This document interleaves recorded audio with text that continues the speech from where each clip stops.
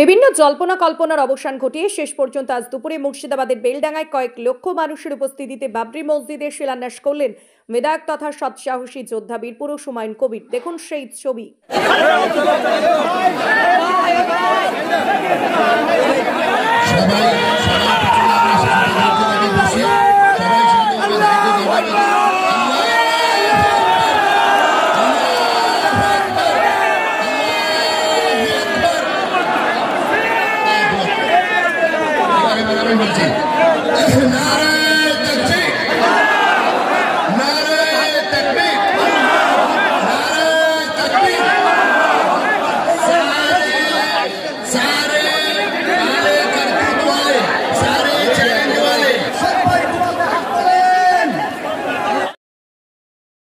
الحمد لله ربنا فاغفر لنا ذنوبنا وكفر عنا سيئاتنا وتوفنا مع الأبرار. ربنا تقبل منا إنك أنت السميع العليم. تقبل هذا المسجد، اللهم تقبل منا هذا المسجد، اللهم تقبل منا هذا المسجد. اللهم انصر في همتنا، اللهم انصر في تعمير مسجدنا، اللهم انصر لتعمير مسجدنا، اللهم انصر لتعمير مسجدنا. ربنا واجعلنا مسلمين لك ومن ذريتنا أمة مسلمة لك وأرنا مناسكنا وتب علينا إنك أنت التواب الرحيم. وإذ يرفع إبراهيم القواعد من البيت وإسماعيل ربنا تقبل منا إنك أنت السميع العليم. ربنا تقبل منا إنك أنت السميع العليم. ربنا لا تزغ قلوبنا بعد إذ هديتنا وهب لنا من لدنك رحمة إنك أنت الوهاب. اللهم إنا نعوذ بك من الهم والحزن، ونعوذ بك من العجز والكسل، ونعوذ بك من الجبن والبخل، ونعوذ بك من غلبة الدين وقهر الرجال. اللهم احفظ هذا المسجد، اللهم احفظ هذا المسجد، اللهم احفظ هذا المسجد، وانصرنا على القوم الكافرين، وانصرنا على القوم المنافقين، وانصرنا على القوم المفسدين. ربنا تقبل منا انك انت السميع العليم وتب علينا انك انت التواب الرحيم. وصلى الله تعالى على خير خلقه محمد وآله واصحابه اجمعين برحمتك يا امين. الحمد لله. মসজিদের সম্মান রক্ষার জন্য এত বড় প্রোগ্রাম, তো সেই হুমায়ুন কবির সাহেব আপনাদের কাছে কিছু মনের অন্তরের কথা বলবেন। সবাই শুনবেন। হুমায়ুন সাহেবের সঙ্গে আছি, থাকবো। আসসালামু আলাইকুম। উপস্থিত আলেম সমাজের বিশিষ্ট ব্যক্তিবর্গ, মঞ্চে যিনারা আছেন এবং মঞ্চের আমাদের দাসের সামনে যত মানুষ আছেন, অধিকাংশই ইসলাম ধর্মাবলম্বী মানুষ আছেন, তবুও কিছু কিছু অমুসলিম ভাই এখানে আছেন আমি জানি। কিছু বিশিষ্ট ব্যক্তি এখানে এসছেন, কয়েকজন ডাক্তারবাবু এসছেন, হাইকোর্টের অ্যাডভোকেট দুজন এসছেন, আলী একজন সাহেব এবং আর একজন শহীদুল্লাহ সাহেব। আমাদের এগেনস্টে এটাকে রক্ষার জন্য যে হাইকোর্টে যে একটা পিআইএলএ ফাইল হয়েছিল, সেই পিআইএলএ ফাইলের পরে ওনাদের পক্ষে কয়েকজন বিশিষ্ট লয়ার যিনারা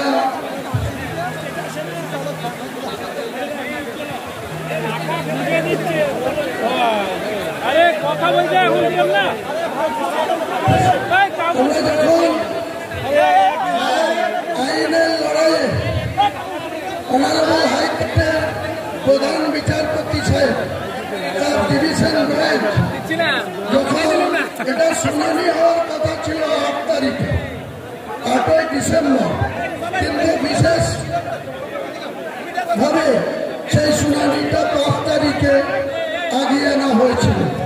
প্রধান বিচারপতিকে মেনশন করে ওনাদের পক্ষে যারা লয়ার ছিল তিনারা 8 তারিখের জায়গায় 5 তারিখে মেনশন করেছিল। আমাকে এত ব্যস্ততার মধ্যে যখন এটা পিএলএ ফাইল হলো, তখন আমি 3 তারিখে আমাকে জরুরি ভিত্তিতে জেলা ছেড়ে কলকাতায় যেতে হলো। এই আলী আফজল সাহেব থেকে শুরু করে কয়েকজন বিশিষ্ট আইনজীবীর সাথে 1 ঘন্টা পরামর্শ করে ওনাদেরকে আমি পাওয়ার দিয়ে আসলাম যে যা করার করতে হবে। যারা এটার জন্য রোখার চেষ্টা করছে, আমি কোনো অসাংবিধানিক কাজ করছি না। ভারতের সংবিধানকে সম্মান জানিয়ে প্রত্যেকটা ধর্মাবলম্বী মানুষের নিজের নিজের অধিকার আছে। কেউ চার্চ বানাতে পারে, কেউ গির্জা বানাতে পারে, কেউ মন্দির বানাতে পারে। আমরা মুসলমান যারা, তারা আল্লাহর ঘর মসজিদ বানাতে পারি।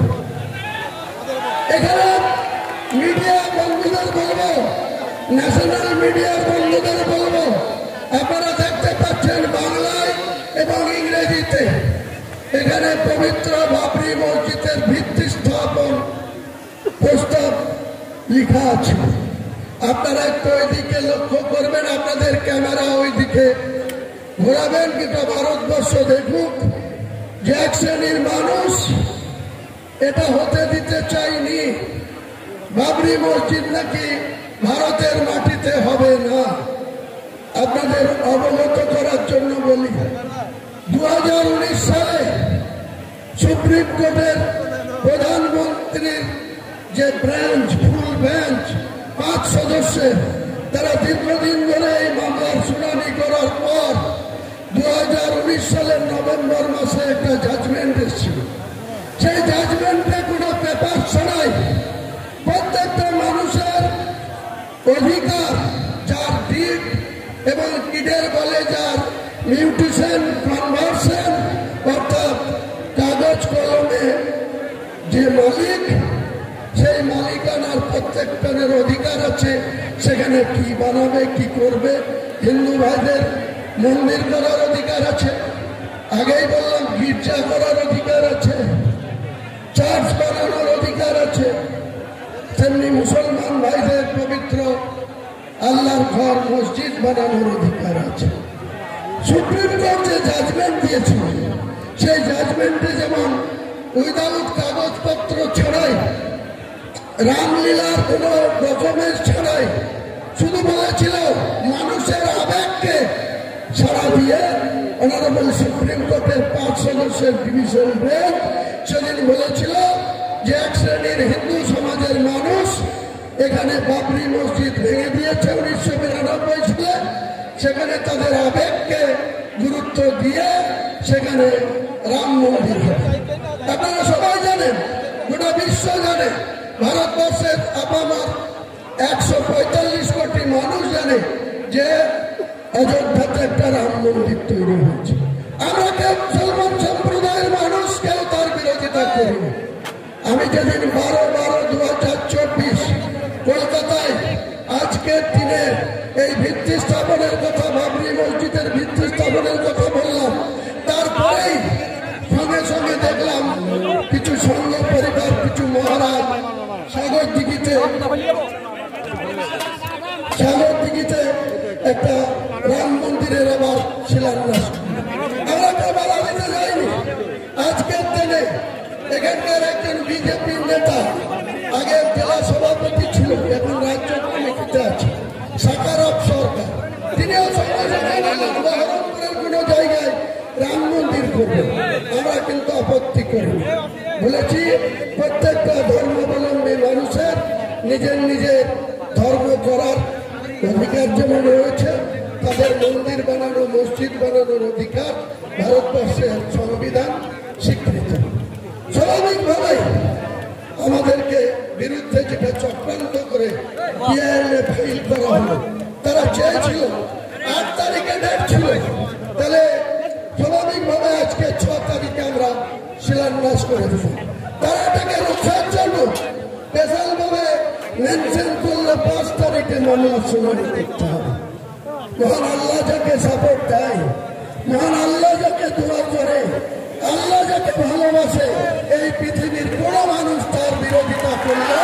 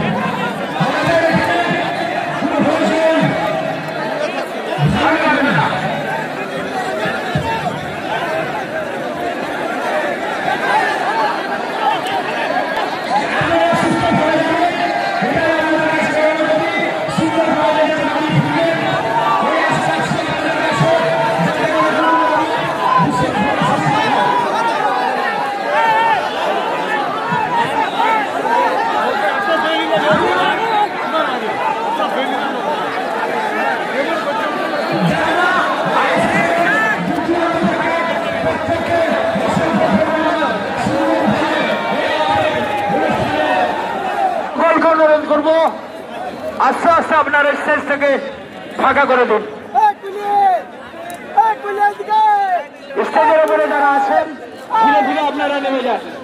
প্রত্যেকের কাছে অনুরোধ করবো একটাই, সুন্দরভাবে অনুষ্ঠানকে যেভাবে আপনারা সহযোগিতা করেছেন শেষটাও আমরা সুন্দরভাবে আপনাদের কাছ থেকে দেখতে চাই। সুন্দরভাবে পুলিশ প্রশাসন ভলান্টিয়ার থেকে সমস্ত মানুষ আমাদের সঙ্গে সুন্দরভাবে এই অনুষ্ঠানে এসে সাফল্যমণ্ডিত করে তুলেছেন।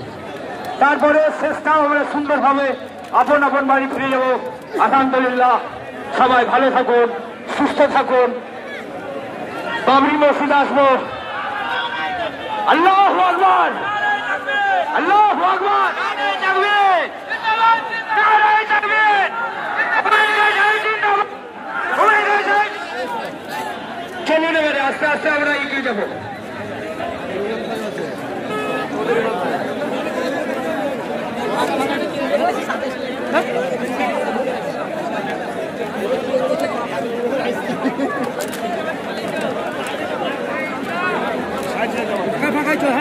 যারা দূর দূরান্ত থেকে এসছেন অসংখ্য ধন্যবাদ। সকলকে আন্তরিক প্রীতি শুভেচ্ছা অভিনন্দন ভক্তি সহকারে সালাম জানাই। আপনারা কেজি 1 থেকে দশম শ্রেণী পর্যন্ত নতুন শিক্ষাবর্ষে ভর্তি চলছে। শিশুদের খেলার মাঠ, সুন্দর পার্ক বিশিষ্ট এবং প্রাকৃতিক মনোরম পরিবেশে অবস্থিত AM আদর্শ নার্সারি শিশু বিদ্যাপীঠ, আবাসিক এবং দিবা আবাসিক, ত্রিমোহিনী, নওদা, মুর্শিদাবাদ। নতুন শিক্ষাবর্ষে আপনাদের ছেলেমেয়ের উজ্জ্বল ভবিষ্যৎ গড়তে এই শিক্ষা প্রতিষ্ঠানে কেজি 1 থেকে দশম শ্রেণী পর্যন্ত ভর্তির জন্য আবেদন করুন। এখানে কম্পিউটার এবং শরীর শিক্ষা প্রশিক্ষণ দেওয়া হয়। প্রতিষ্ঠানটি সিসি ক্যামেরার আওতায় রয়েছে। যাতায়াতের জন্য রয়েছে নিশ্চিত পরিবহন ব্যবস্থা। যোগাযোগ করিবার নম্বর 9382594587 অথবা 9647351038।